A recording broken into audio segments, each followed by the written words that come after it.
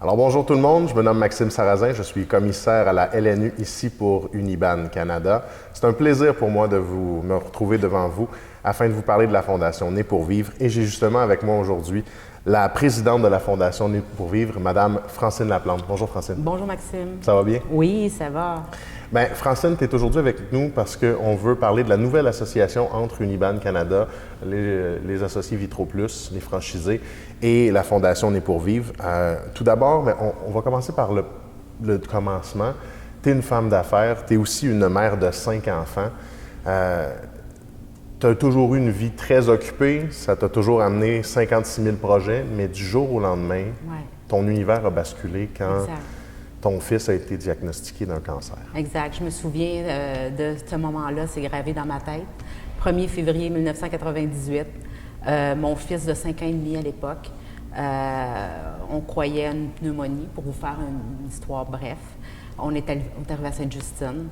Et vous savez l'image que tout le monde a des publicités où est-ce que quand l'annonce se fait, tu recules de 5 pieds en arrière, mais c'est exactement ça.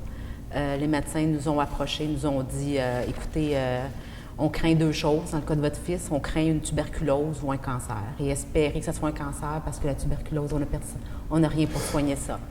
C'est irréel, tu te pinces, tu ne peux pas. Les médecins nous ont dit écoutez, à partir d'aujourd'hui, on vous prend en charge. Et moi, avec je suis une femme d'affaires très active et très système D, on se débrouille.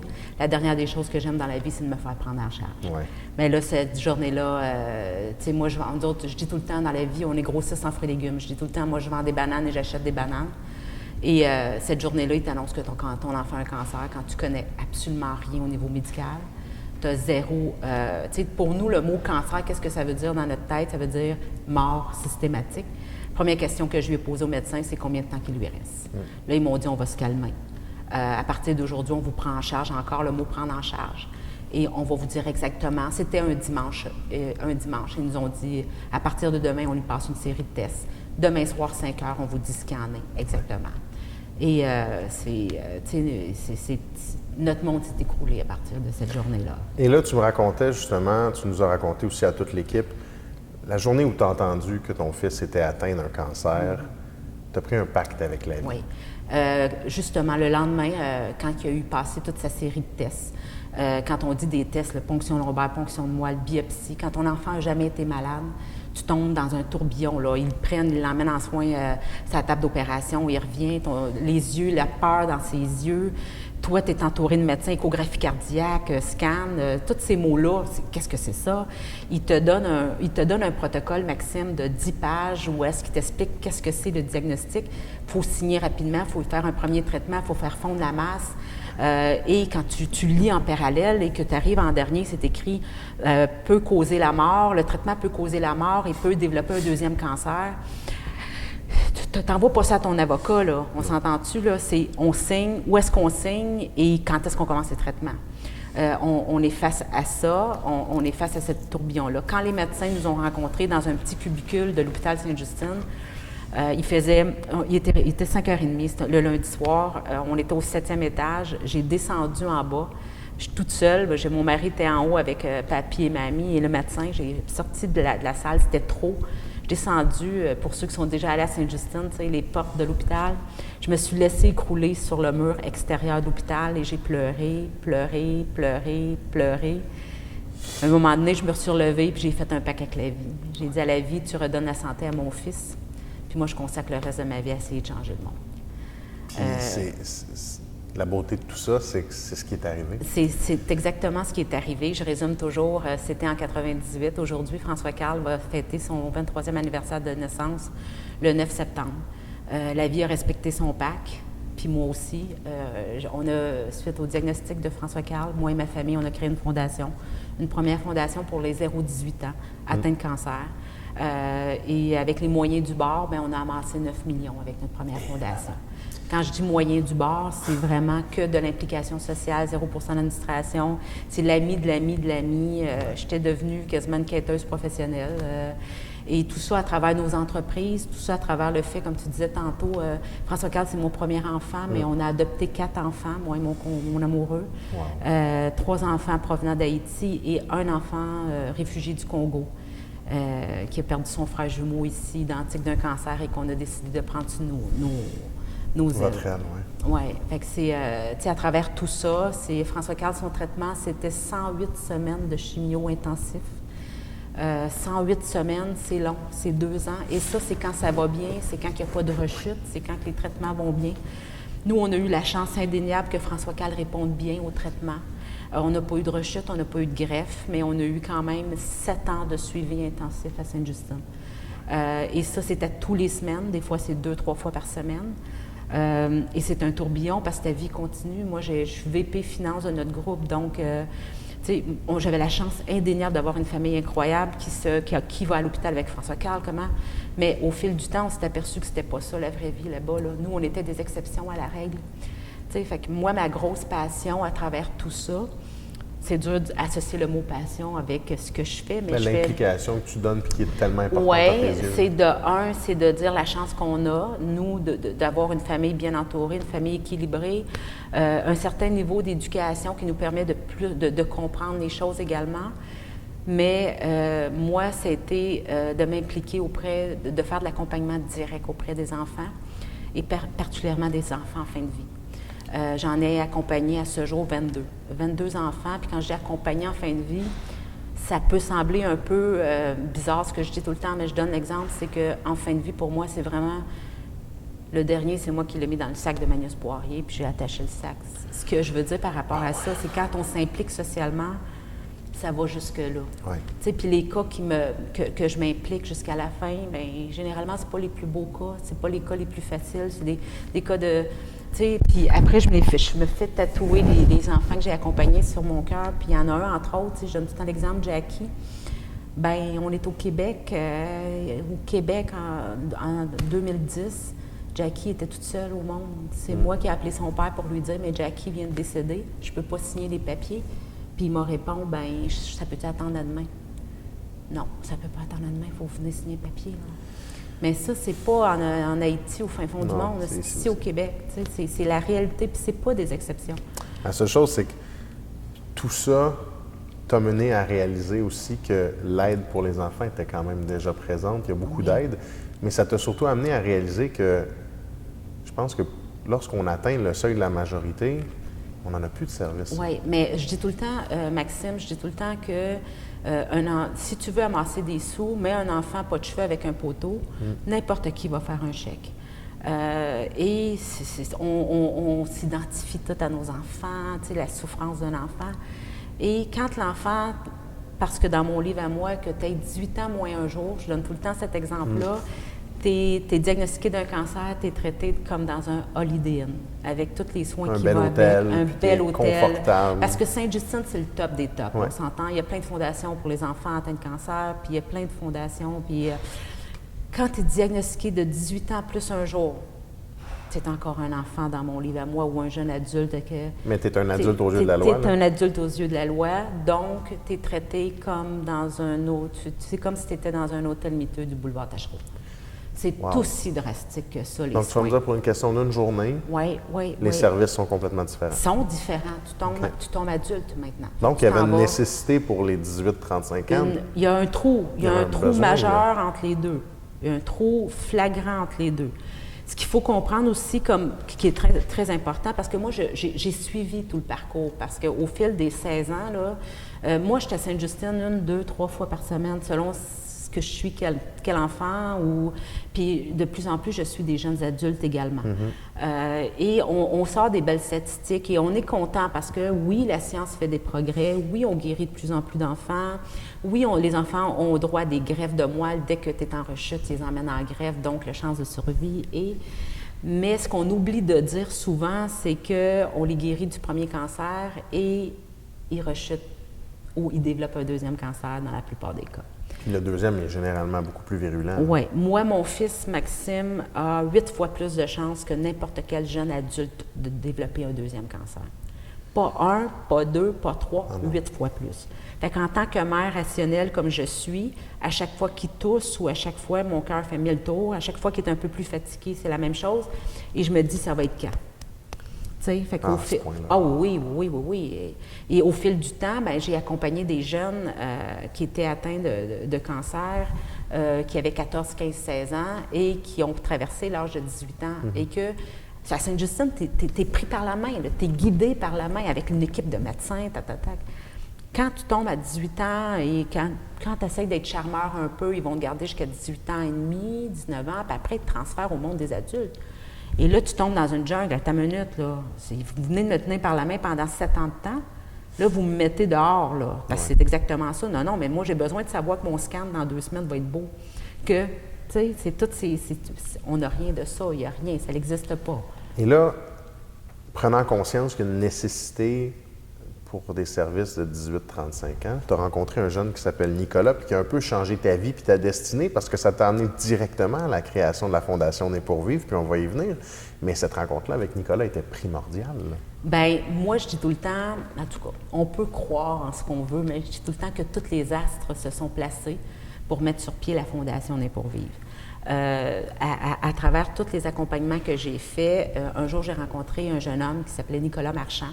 Dans le cadre de ma fondation, la première fondation qu'on a mise sur pied, qui est les Gouverneurs d'Espoir, on fait un gala une fois par année, puis à tous les années, il y a une famille qui vient témoigner. Et cette année-là, c'était en 2007. Nicolas, j'avais demandé à mes contacts à Sainte-Justine, connaissez-vous une famille qui pourrait venir témoigner, mais tu sais, avec une histoire assez percutante, puis qui démontre bien la réalité. Puis là, ils m'ont dit, mon contact là-bas me dit, oui, Francine, elle dit, je connais un jeune homme, m'a dit, je t'avertis, il est spécial, il se prend un petit peu pour un autre, il est à la limite arrogant, et physiquement aussi, il est spécial. Donc, Nicolas avait développé, il avait eu un cancer à l'âge de 10 mois, une leucémie, une rechute de cancer à 5 ans et demi, sa rechute de leucémie. Et son deuxième cancer lui avait fait développer la sclérodermie, qui est la maladie qui fait que tu vieillis rapidement. Okay. Et son corps était devenu une momie. Nicolas était, à la limite, il ressemblait un peu, c'est dur à dire, mais il ressemblait un peu à Haïti. Tu sais, le premier regard, il ressemblait un peu à Haïti. Okay. Tu sais, l'extraterrestre à l'époque, tu sais, le film E.T. Et Nicolas était momie, un enfant momie, pris dans son carcan, mais avec toute sa tête. Et, je te dirais, plus que toute sa tête. Nicolas était manipulateur, il était, tu sais, c'est un enfant roi, il provenait d'une très bonne famille, une famille aimante, très à l'aise financièrement, fait qu'il n'avait pas besoin de ma fondation pour vivre, là, puis à la limite, il n'avait pas besoin de moi non plus dans leur entourage. Et cette journée-là, quand j'ai rencontré Nicolas Marchand, j'ai dit, Nicolas, Francine Laplante, il paraît que tu te prends un peu pour un autre et que tu fais la pluie et le beau temps partout. Fait que je l'ai un peu squeezé. J'ai challengé, j'ai dit, regarde, moi, je t'offre de venir prendre la parole à mon gala, 1100 personnes, viens me montrer ce que tu sais faire. Et il m'a dit combien de temps que j'ai pour y réfléchir. J'ai dit 24 heures, j'aimerais savoir ta réponse demain. Il m'a appelé le soir même, il m'a dit, je l'accepte ton défi. Cette journée-là, Maxime, la journée du gala, c'était 3 semaines plus tard, Nicolas est venu témoigner. Et Nicolas a été transformé en 360 degrés. Oh, ouais. C'était plus le même enfant et le même jeune. Nicolas, il a pris de l'assurance. Moi, j'ai parlé à Nicolas, je disais, à qui tu parles, toi, quand t'es bête comme ça? Tes parents, tu parleras pas de même à ta mère devant moi, c'est pas vrai, là. Puis, tu fais pas pitié, Nicolas Marchand. Vois, il arrive, qu'est-ce que tu fais? Viens-t'en. Puis, on a commencé à faire des conférences dans les écoles. Wow. On a commencé à... Et Nicolas, ses yeux devenaient le pétillant. Il y a eu la médaille du gouverneur général. On faisait des conférences dans les écoles. Puis, quand on arrivait dans les écoles, souvent, les professeurs nous disaient, tel jeune, c'est le petit pocheur de la gang, là. Nicolas s'adressait directement à lui quand il parlait, tu sais. Il disait, est-ce que vous réalisez la chance que vous avez de ta. Puis écoute, on a eu des témoignages de t'as transformé notre vie. Puis en tout cas, 2 ans qu'on a eu de peu bonheur comme ça, moi et Nicolas, à faire tous les années, il revenait témoigner à notre gala, donc il prenait de plus en plus d'assurance. Il entrevoyait l'avenir avec des belles possibilités. Ah oui, tellement que la dernière année où il a témoigné, en 2009, on devait faire un stand-up comique, moi et lui. Et il a un peu changé le texte sans que je le sache. Et je te dis, Maxime, devant 1100 personnes, il a dit, bon, là, on va s'entendre, c'est la même chose. C'était un peu dépassé par les événements. t'es un peu vieille. En tout cas, écoute, c'était le choix. À ta minute, il y a quelqu'un qui va me pincer, là, tu sais. Fait que là, il disait, c'est moi qui va prendre le dessus de la fondation. Je vais devenir, j'ai des visions, il faut changer. Puis là, le monde est riait dans la salle. Oui. Tout le monde était tombé en amour avec Nicolas. Mais cette journée-là, en 2009, mai 2009, quand j'ai descendu le fauteuil roulant de Nicolas après notre spectacle, après notre show, j'ai remarqué une grosse tache dans son cou. Quand je suis arrivée à la table, j'ai dit à sa mère, qu'est-ce que Nicolas a dans le cou? Sa mère, elle m'a dit, c'est sorti jeudi, Francine, on rencontre les médecins mercredi, je ne sais pas ce que c'est. Le mercredi, suivant le gala, Nicolas a été diagnostiqué d'un cancer virulent de la peau, un 3e cancer. Et comme son corps était vraiment très étiré, le cancer a été assez raide. Assez rapide. Et quand les médecins nous l'ont annoncé, j'étais avec ses parents. Ça a été très déchirant. Et Nicolas, j'ai promis à Nicolas, encore une fois, je fais plusieurs promesses, il faut que j'y tienne, parce que j'ai comme l'impression après qu'ils me suivent. Et Nicolas, j'ai dit à Nicolas, regarde, Nicolas, maintenant, à partir d'aujourd'hui, on focus. Qu'est-ce que tu veux faire? On focus sur, on regarde maximum de tout ce que tu... Fait que Nicolas, son rêve, c'était d'écrire son livre, laisser sa trace. On a commencé à écrire le livre de sa vie. Fait que durant tout l'été 2009, on a écrit son histoire. Et son histoire, sa vie s'est quand même dégradée assez rapidement. Et on sait qu'en septembre 2009, Guy Laliberté est allé dans l'espace avec le nain. Et il a fait un salut comme ça. Il a mis son nez, puis il a fait un salut avant d'embarquer de partir pour l'espace. Et Nicolas avait un idole qui était Guy Laliberté. Et durant l'automne, on a continué à écrire sa vie. On ne pouvait pas faire beaucoup d'activités parce que Nicolas, ça s'est dégradé rapidement. En janvier 2010, Nicolas a tombé en phase terminale dans une maison de soins palliatifs où c'était le premier cas de jeunes qu'ils avaient là-bas également. Et la dernière semaine de vie, le mercredi, il a demandé à son père d'y emmener un nain. Il a mis son nain, puis il a fait un salut comme ça, puis il a dit à son père, envoie ça à tous mes contacts, c'est mon dernier salut. Le vendredi avant qu'il décède, j'étais avec le matin et je lui disais, Nicolas, on va continuer, je vais continuer. Puis j'ai dit à sa maman, va prendre un café, je vais rester avec. Puis à un moment donné, je lui disais, Nicolas, c'est assez, tu vas être bien de l'autre côté. Il a ouvert ses yeux, Maxime, puis il m'a dit, qu'est-ce que tu en sais, t'es-tu déjà été de l'autre côté? Là, je l'ai regardé, j'ai dit, Nicolas Marchand, t'es le seul qui peut me dire une affaire de même. J'ai dit, non, je suis jamais allée. Je ne sais pas ce qu'il y a de l'autre côté, mais je sais que ça va être mieux qu'ici. C'était ses dernières paroles. Il est décédé 5 heures plus tard. Fait que j'avais le livre à Nicolas, il n'était pas terminé. On a écrit la conclusion, j'y avais promis de le publier. Il n'y a aucun éditeur qui a voulu publier son livre après sa mort. Parce qu'il me disait, qui va être intéressé, il n'y a personne pour, Fait que le livre est resté sur le coin de mon bureau, le manuscrit, pendant 2 ans. Et en janvier 2012, le manuscrit était là et j'avais l'impression que Nicolas me disait, t'as pas de parole, tu tiens pas tes paroles, puis... Pas j'avais l'impression, il me le disait. Tu avais la nécessité de le faire. Fait que, avec la Fondation, comme je disais tantôt, avec la Fondation des gouverneurs, on fait un gala une fois par année et je me suis dit, bon, cette année, en 2012, le gala va porter le thème de « La vie est un cirque rempli d'espoir ». Je vais publier le livre de Nicolas moi-même et je vais au moins remettre ce livre-là à 1100 personnes. Mais c'est exceptionnel, là. C'est ça qu'on a fait. Et quand j'ai pris cette décision-là, Maxime, je vais toujours m'en souvenir, je suis derrière mon écran, et j'ai envoyé un courriel dans la cyberespace à Info sur du Soleil. Fait qu'on est loin de Guy Laliberté, là, en théorie. Tu as envoyé ça à la réceptionniste tu comprends, fait que ça aurait pu vraiment, tu sais.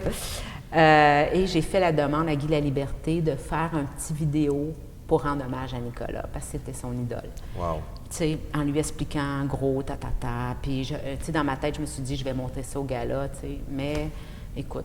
On en sent l'air, puis on espère que ça revienne. On espère, tu sais, et j'ai pas eu de nouvelles. 3 jours avant le gala, au mois de mai, j'ai eu un appel de l'adjointe de Guy Laliberté qui m'a dit, Madame Laplante, votre vidéo est faite, on l'envoie où? Ben voyons donc. Je te dis, dans toute mon implication sociale, ça a été un des plus beaux moments, celui-là, parce que quand j'ai vu le vidéo, c'était pas juste un petit vidéo. Non, c'était pas une vidéo, il faut que je me débarrasse d'elle, qu'elle arrête de m'achaler, là.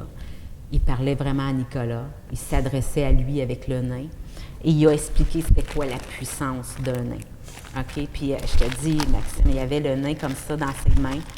Puis il expliquait le nain. Puis à la fin, il a mis Nicolas, je sais pas où ce que t'es. Mais salut, man, avec son nain comme ça. J'ai présenté ça au gala en 2012 en lançant le livre. Et j'avais mis un nez comme ça aux 1100 personnes assis à la table et assis dans la soirée. Et moi, j'étais en haut. Et puis, à l'époque, il y avait même le ministre de la Santé qui était là. Et j'ai vu instantanément que les 1100 personnes ont porté le nez. Ils l'ont mis. Fait que quand je suis sortie de scène, dans l'assistance, il y avait Louis-Philippe Janvier, qui est le frère de la chanteuse Marie-Ève Janvier. Ouais. Et Louis-Philippe, c'était mon ami personnel. Et Louis-Philippe travaillait sur le projet pour moi, pour mettre sur pied la deuxième fondation pour les 18-30 ans, parce qu'il était rendu à 24 ans. Il avait eu un cancer étant jeune. Il y avait beaucoup de séquelles de son cancer. Puis il savait les risques de développer un deuxième cancer, puis il savait le néant qui existait. On avait toutes les idées, Maxime, là, pour mettre sur pied tout ce qu'on voulait. La seule chose qui nous manquait, c'était du cash pour mettre sur pied notre deuxième fondation. Quand je suis sortie de scène, j'ai dit à Louis-Philippe, « Écoute-moi bien, mon homme, voici ce avec quoi on va mettre sur pied notre deuxième fondation. » Fait que l'idée de la fondation est partie là, ce qui était la fondation Nez pour vivre, avec un nez. J'ai dit à Louis-Philippe, on va vendre 1 million de nez de clowns. On va mettre sur pied 1 million de nez. Tu sais, la fille, elle ne part pas à 100 000, elle part à 1 million. Tant qu'à partir, on part grand. Ouais. On va y vendre à 2 piastres chacun, puis j'ai dit, ça va faire 1 million x 2, 2 millions. On est en business pour partir la fondation. On a commencé à travailler ça en mai 2012. On a rencontré nos chercheurs. On a fait le pont entre Sainte-Justine et l'hôpital Notre-Dame. On a choisi les médecins de Sainte-Justine et les médecins de Notre-Dame, qui est le docteur Denis Soulière, qui fait le pont. C'est un oncologue pédiatrique à la base, qui est devenu maintenant oncologue adulte et qui suit les jeunes adultes. Écoute, avec le protocole de chaire de recherche qu'on voulait mettre sur pied. Écoute, là, lui, on arrive, nous autres, on lui dit, on va te trouver de l'argent. Toi, tu fais quoi pour nous? Fait qu'on a développé un lien incroyable avec. Ça, on est en septembre 2012. Tout se place, tout fonctionne comme on pense que ça va fonctionner. En octobre 2012, mon ami Louis-Philippe m'appelle et me dit, Francine, je ne file pas bien, je m'en vais à l'hôpital. Pour moi, je fais une crise de foie. Oh, fait qu'il s'en va à l'hôpital. Par pur hasard, moi, je texte Denis. J'ai à Denis, Louis-Philippe est parti à l'urgence. Selon lui, il fait une crise de foie. Tu peux-tu juste checker un coup d'œil? Denis dit oui, je m'en occupe. Je vais aller voir ce qui se passe parce qu'on était devenus amis plus que d'autres choses, tu sais, avec le médecin à l'époque. Puis c'est facile de devenir ami quand tu promets que tu vas amener 2 millions, là, tu vas me dire. Mais c'est pas grave, il faut qu'il se développe une relation d'amitié, de confiance. Tout à fait. Et c'est Denis lui-même qui a annoncé à Louis-Philippe que Louis-Philippe est en rechute de son premier cancer. C'était le 14 octobre 2012 et Louis-Philippe est décédé le 7 février 2013. Ça a pris 4 mois. On parle de quelque chose de très virulent. Là. Très virulent. Wow. Tu sais, tantôt, quand je te disais, les astres se sont placés, mais avec ce 4 mois-là, on a constaté à quel point il y avait un vide flagrant pour les jeunes de 18-30 ans. Fait que tout, c'est comme... On a testé, à même l'histoire de Louis-Philippe, les failles de tout. Du système. Ce qui nous faisait en plus dire, non, là, il faut agir, là. Il faut agir. Le 4 février, 3 jours avant que Louis-Philippe décède, Denis m'appelle et me dit, Francine, je vais aller annoncer à Louis-Philippe qu'il n'y a plus rien à faire. Ses parents sont là, sa sœur est là. Je vais lui dire qu'il n'y a plus rien à faire, mais que ça soit fait, je vais te rappeler. Il m'a rappelé puis il m'a dit, Louis-Philippe veut te voir. Je suis partie de mon bureau, je suis allée voir Louis-Philippe. Quand je suis arrivée, il marchait encore dans le corridor, Maxime, il est venu vers moi. Il m'a regardé puis il m'a fait ça, Francine. Il dit, il m'a fait ça comme ça, Francine. Tu sais, j'ai tout fait. Tu sais. Là, je me suis assise à côté, on était assis sur des chaises dans une petite salle. Il a pris sa main, il l'a mis sur mon cœur, j'ai pris la mienne, j'ai mis sur son cœur, puis j'ai dit, je te promets qu'on va les vendre aux millions de clowns. Peut-être un par un sur le coin de Saint-Denis, là, mais on va les vendre. Puis cette journée-là, Louis-Philippe, il marchait encore. Là. Il s'est couché dans son lit, Maxime, puis il ne s'est jamais relevé. Il est mort 3 jours plus tard. Il a complètement relâché. Et là, depuis ce temps-là, tu as eu de nombreuses activités. Tu as mis sur pied la Fondation Nez pour vivre. On a mis sur pied la Fondation. Le point d'ancrage que j'ai eu, le premier levier, c'est que Louis-Philippe, c'était un artiste dans l'âme. Il travaillait pour les productions J. Okay. Et sur son lit de mort, Julie Schneider a promis qu'elle m'aiderait à mettre tout ça sur pied.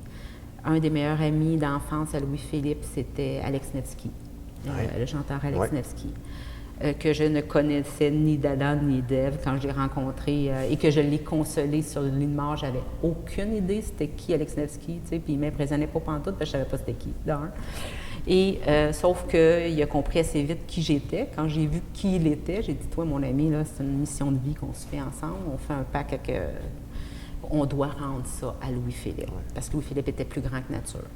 Donc, j'ai eu beaucoup d'aide de cette façon-là pour mettre sur pied la Fondation Né pour vivre, Marie-Ève, qui nous aide beaucoup. Et tout mon contact de mes 16 dernières années de philanthropie, tu sais, d'appeler un, de voir l'autre, des défrichages. J'avais déjà accompli certaines choses, mais toujours dans le cadre du bénévolat, là. C'est toujours, puis avec mes 5 enfants et mes entreprises, là. Fait que faut que tu y crois. Faut que tu y crois profondément. Faut que tu t'accompagnes c'est l'accompagnement sur le terrain qui fait en sorte qu'après, je sois capable de sortir et de dire, regarde, Maxime, viens, moi t'expliquer c'est quoi, là. Prends du temps pour moi, tu sais. Puis là, bon, Guy Laliberté fait une grosse différence pour toi aussi, puis pour la Fondation. Sauf que, regarde, il n'est pas arrivé du jour au lendemain. C'est ça, c'est pas arrivé du jour au lendemain. Puis ça a été une belle implication, puis ça a permis d'être aussi un moteur pour vous autres par la suite. Et d'autant plus aujourd'hui, là, on parle, il y a de l'importance de financement. Et il y a des projets qui s'en viennent. On parle de fonds de recherche. Je pense que tu nous parles aussi d'aide financière. Moi, tout est à bâtir. Et depuis qu'on a mis sur pied Né pour vivre, les demandes affluent de tous bords, de tous côtés. Nous, ce qu'on a créé, deux volets. Un volet où est-ce qu'on n'a pas besoin d'argent pour faire la différence, dans le sens qu'on a mis sur pied beaucoup de bénévoles et qui aident les jeunes directement. Bon, écoute, je ris tout le temps parce qu'on prend tous les bénévoles possibles. On a même eu un boucher qui s'est mis bénévole dans notre site. On ne sait pas ce qu'on va faire avec, mais éventuellement, on va avoir besoin de toi. Et, tu sais, autant qu'on avait une jeune maman qui n'allait pas à ses traitements parce qu'elle n'avait personne garder sa petite fille. Non, ça ne marche pas, là. Il faut tailler à tes traitements. On va trouver des gens à garder de la petite, mais ça prend, tu ne mets pas n'importe qui garder ce bébé-là, ça prend des gens de confiance. Tu sais, fait que c'est tout ça qu'on est en train d'établir, des notaires pour mettre les papiers à jour, des avocats parce que de remplir les 700 000 documents du gouvernement quand tu es diagnostiqué parce que tu n'as pas la tête à ça, parce que tu es trop malade, parce que... Tu sais, on peut en parler jusqu'à demain matin. Tu sais, on a tout mis ça sur pied, qui coûte, c'est pas des choses qui... C'est du don en temps. Ça a une valeur, mais c'est du don en temps. De l'autre côté, on a créé des fonds de recherche pour la recherche, pour savoir qu'est-ce qui se passe dans le cas des cancers chez 18-35, pourquoi c'est si virulent, pourquoi que, tu sais, tout ça. Ça, c'est une implication de 3 millions. On s'est engagé dans des fonds de recherche à l'équivalent de 3 millions de dollars. Tu sais, quand tu t'engages des fonds de recherche, c'est que tu t'engages, là, tu signes des ententes. Là, fait que vends-en des nains là, aux ma belle Francine ou organisant des tournois de golf, là, parce qu'il faut qu'on livre la marchandise. Tu sais. Et là, je pense que vous parliez aussi que l'ensemble de l'organisme voulait mettre sur pied éventuellement une maison de soins palliatifs. Bien, ça, c'est l'ensemble de l'organisme m'a dit vraiment.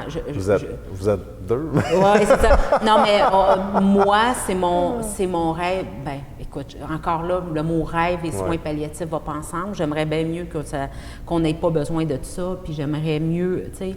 On aimerait mieux pouvoir guérir le cancer. Oui, exactement. Sauf que ce qu'on veut, c'est aussi permettre aux jeunes qui sont atteints d'un cancer d'avoir, quand on ne peut plus ajouter de jours à la vie, on rajoute de la vie au jour. Wow. Et j'aime beaucoup cette phrase-là parce que c'est exactement ce que je veux faire, c'est que à partir du moment où il n'y a plus rien à faire, mais on leur fait profiter de la vie. Tu sais, pas coucher dans un lit d'hôpital avec des murs tout croche, puis Nathalie demandait à chambre 8, là. Non, c'est pas ça qu'on veut. On veut les mettre dans Watt, on veut pour le processus de deuil, le processus d'acceptation. Généralement, ces jeunes-là, ils sont parfois parents d'enfants, de jeunes enfants. Tu sais, ils ont des parents, ils ont des grands-parents, ces jeunes-là. C'est comment qu'on peut faire pour que le deuil soit plus facile. Et dans mes grands fantasmes, c'est de mettre sur pied la première maison de soins palliatifs pour les 18-35 ans. Dans une perspective de 5 ans, j'aimerais beaucoup. Et être complètement autonome. Pas dépendre du gouvernement. Non, c'est ça. Tu comprends? Être complètement autonome et la bâtir avec une structure et tout ça. Là, donc, Francine, tu vois, c'est aussi pour ça, je pense que la compagnie veut aussi se joindre au mouvement parce qu'on a compris l'appel, puis l'ensemble des éléments qu'on va pouvoir mettre en place vont être annoncés prochainement pour nos franchisés. Mais on veut vraiment que vous compreniez que c'est important de s'impliquer dans cette cause-là, puis qu'on le fait parce que c'est une cause qui qui est méconnue, malheureusement, mais qui est pas moins importante. Exactement. Puis ce qu'il faut comprendre, je dis souvent à Maxime, on ne sait jamais. Puis c'est cliché comme phrase, puis on peut le dire. Non, je suis dans cette case-là. À 29 ans aujourd'hui, ça pourrait m'arriver demain matin. On ne sait jamais. On ne sait jamais à quel moment ça peut t'arriver. Puis j'ai tellement de témoignages. Je pourrais vous conter tellement de cas que tu me dirais, ça se peut pas ce que tu me racontes là, Françoise. Oui, ça se peut. C'est cliché quand on dit apprécions ce qu'on a, apprécions, est-ce qu'on peut faire la différence? Est-ce que tout le monde ensemble, on peut les vendre, nos 1 million de Neptune pour créer un mouvement, pour inciter les gens à s'impliquer socialement? Tu n'es pas obligé oui, Guy de la Liberté fait la différence avec la confiance qu'il a portée en nous en injectant 500 000 dans notre fonds de recherche et surtout en disant faites confiance à cette dame-là parce que ce qu'elle fait, il y a une expression qui dit les babines suivent les bottines. Bon, les bottines suivent les babines. C'est une affaire comme ça. Excuse mon franc-parler, mais c'est à peu près ça. Imagé, tu sais. Mais je me dis non, c'est tout le monde un peu, tu sais, tout le monde en faisant. Toi, dans ta gang, combien tu peux en vendre, tu sais, toi, puis comment tu peux parler de notre cause, puis comment tu peux organiser peut-être un petit temps, puis tout le monde mis ensemble, on met tu sais, on installe les blocs, puis on monte quelque chose de solide pour faire la différence. J'y crois, là, c'est un mouvement, c'est croire au mouvement, croire tout le monde ensemble qu'on peut faire la différence, qu'on peut faire les choses différemment, parce qu'on est tous occupés, là, on a toute une vie de fou, là, tu sais, c'est pas... Bien, Francine, je peux te dire que, on y croit, on veut y participer. Chers franchisés, vous allez avoir dans les prochaines semaines des détails là-dessus. Je veux d'emblée vous dire que si vous voulez aller avoir plus d'informations sur la Fondation, vous pouvez le faire au www.nepourvivre.com. Vous pouvez aussi prendre contact avec la Fondation via le numéro de téléphone suivant, le 450-686-2878, le poste 100. Vous pouvez aussi effectuer des dons directement.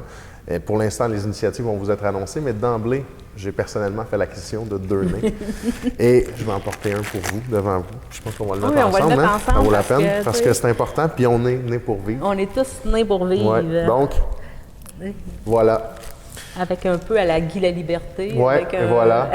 Fait que je veux vous remercier d'avoir été à l'écoute aujourd'hui. Merci infiniment, Francine, d'être avec nous. Merci de m'avoir invité. Puis ça va vraiment être un honneur pour nous de s'associer à votre cause. Je suis très touchée de votre confiance. Écoute, on va te souhaiter un bon succès. On va se souhaiter que la Fondation n'ait pas besoin de durer une éternité, qu'on trouve le remède pour le cancer. Tellement, exact. Mais d'ici là, on va tout faire pour que les jeunes qui malheureusement soient atteints puissent avoir les meilleurs soins possibles. Bien, merci beaucoup. Puis en espérant que notre mouvement fasse la différence, pas en espérant, ça va faire la différence.